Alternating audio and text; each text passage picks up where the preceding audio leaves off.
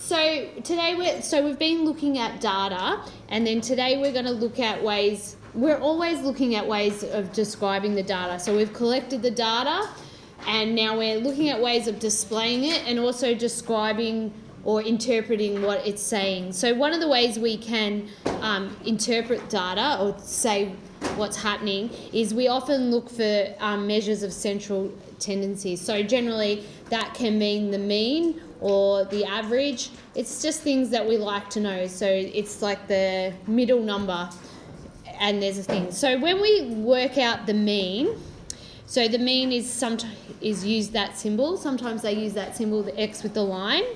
Now, the mean can also have the words, you'll see average. So if they ever say average, they could be talking about the mean as well. The average is the common term for the word mean. So when you find the mean, you obviously add up all the scores or all the things you do, and you divide by how many you've got. Okay, so that's a measure of central tendency in a data set, but you can also have the median. That's another measure of center. And so what the median is if you have, say, I just said a set of numbers. So say I collected this data here like this. So I had a set of numbers. The median is the number that's sitting in the middle when they're ranked from smallest to largest. So you can see this is smallest to largest, and then you can find the middle number. So in this case, 4 is the middle because there's 3 above it and 3 below it. So 4 would be the median. Okay, so sometimes to find the median, we can use this, and be careful, this is a rule to find it. So you've got a list of numbers, and if you want to find the median, we can find it, it's sometimes referred to found at, and we say n plus 1 divided by 2 position. So what does that mean? That n stands for the total number of data. So if you look up here on this little example up here, n for this case is there's 1, 2, 3, 4, 5, 6, 7. So n equals 7. So if I was following, if I wanted, I wanted to know where the median was, I could say n plus 1 divided by 2, which would be 7 plus 1 divided by 2, which equals the 4th. So I find it at the 4th position, and that's true, isn't it? It's number 4, but it's at the 4th position. So knowing, you can put the list into the calculator and they'll tell you the mean, the median and all that. Sometimes entering a list in is going to take longer than knowing quickly, and you can quickly find the median. So this is where a time thing comes in. Now just down here it says, note the median is a resistant statistic. So what does that mean? It's not affected by outliers. So what a good way to think of this is, so say we had we'd gone into a classroom and we'd measured everyone's weights. Okay, so we take a list of everyone's weights, and we find out we've got the mean. We find out the mean. So we add them all up, and we divide by how many people there are, and say it was this class, and we find out there's an average of 70 kilos the average. Okay, so what happens, and then if we lined you all up, the median, you most likely find the middle person probably going to be roughly about 72, if you line them all up. Now, but what happens if the biggest loser contestant walks in and joins our class? So they weigh 500 kilos or something, like something ridiculous. So they jump on in, our average is going to go way up because you're adding that in. So the average is going to be really, really high. But it's only one person. It won't affect the median. See, the middle person will still be normal. If you do just put you all in a row, the middle person hasn't going to change much. But your average has, isn't it? It's affected it. So that's where the median is resistant to those outliers. Those extreme things drag the average up. So we don't like to use the mean when we have outliers or extreme values. So the median is probably a better form of measure of center. So the mode we did the other day, just to remember, that's just the most frequent. So the one that we see listed out the most, okay? All right, so you can find these things on your calculator. So here's the instructions. So I'm quickly going to pause this, and we're gonna do this on our calculators to show you where all of that data is.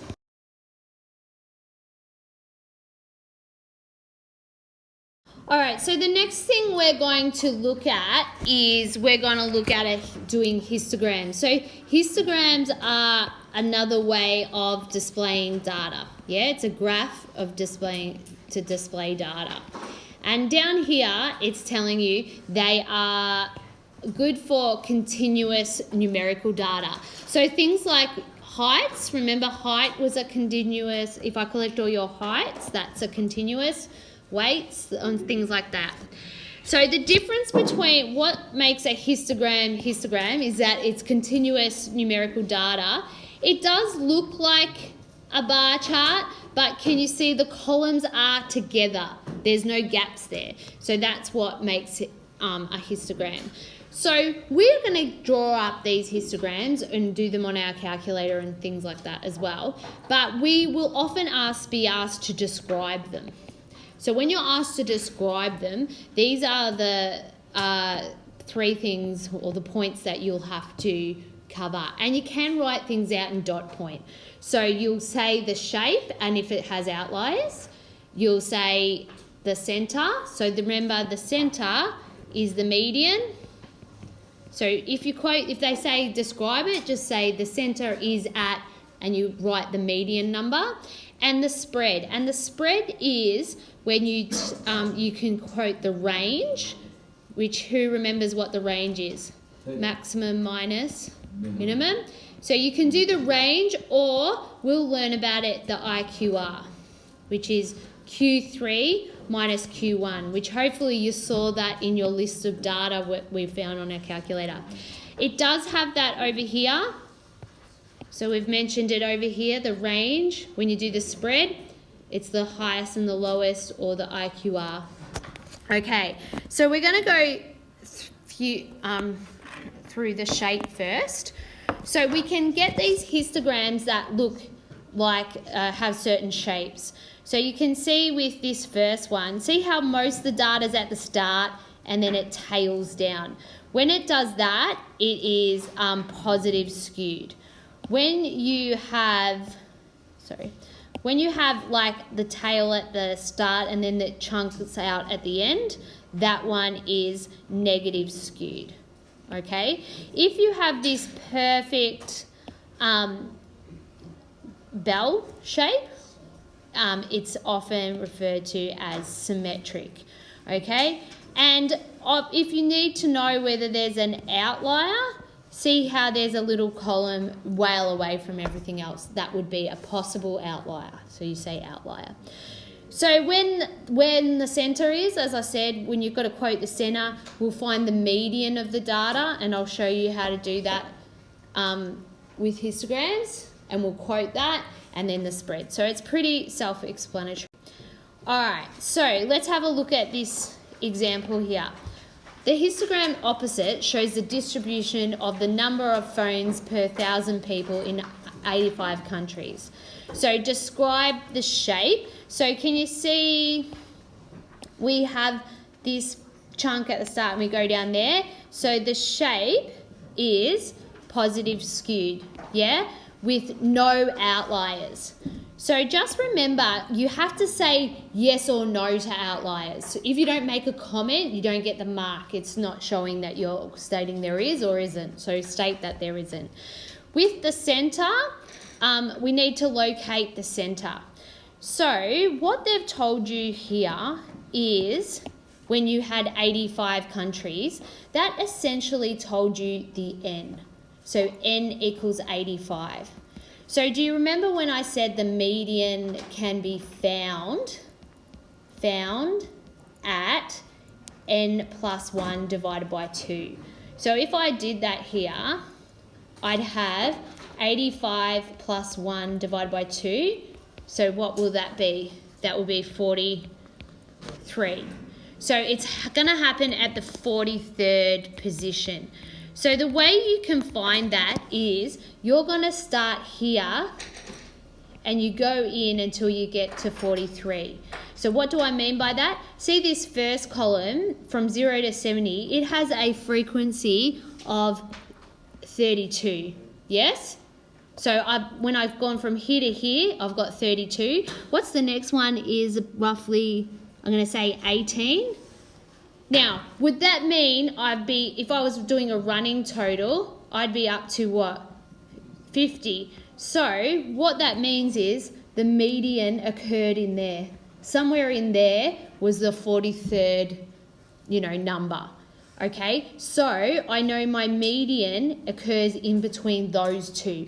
So can you see they're saying the median occurs between 170 and 340. Okay, so we've quoted the center, and now we just need to do the spread here. So the spread is the range, or the maximum minus the minimum. So we've just gone and looked at the graph and we said that was the max, and we've said 0. 0 was our minimum. So just remember to read the scale, and it did go back to 0. So there's my spread. You just say the spread like that. So that's fine to write it out like that. These reports, don't worry too much. It's just the dot points, yeah? We just want the dot points. The histogram below shows the distribution of secondary school attendance rates in percentages for 200 countries. So we just got an N there, so we know N is 200 countries, between the years 2000 and 2007.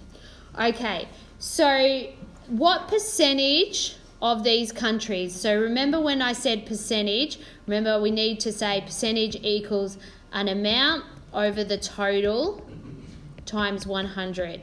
So we know that it says what percentage of these countries, we know the total is 200 countries, had a school attendance rate of 55% or smaller. So I go up to here, here's 55%, so it'd be all of these towers. And I need to count up how many they are. So I'm going to say, I don't know, that's roughly, what do we reckon, 33? Yeah. This one maybe 18, 20, 15 and 9. So what I'm going to have to do is add all those numbers up. So 9, 15, 20, 18 and 33. And then I'll times it by 100. So let's work that out. All right, so I get 95 over 200 times 100. That is going to be, about 46, okay? Roughly close to that. So here we're going to look at how creating a histogram ourselves from some data, and I'm going to show you how we can do it. So here we've got a set of data, the average hours spent studying in a week by 23 Year 12 students below. To complete the frequency table, then create a histogram. So what you can do is you can go through, so we've got categories here, 30 to 35 and so on. So as you go through, you can cross it off and put a tally. So I'm just putting a 1 there.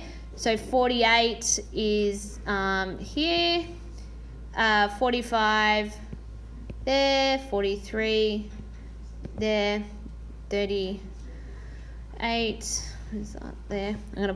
So we've gone through that. We do know that it should be 23 because of this.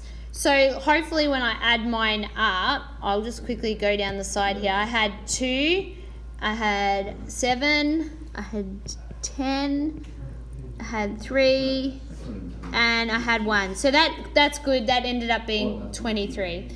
So when I work out the percentages for these, what I would do is do 2 over 23 times 100 and equals, and then this one will be 7 over 23, and that will give you a percentage. All right, so if you have to fill in a frequency table, you'll calculate those. But what we're going to do, you can create this as a histogram and we can probably get all this data for ourselves off the histogram.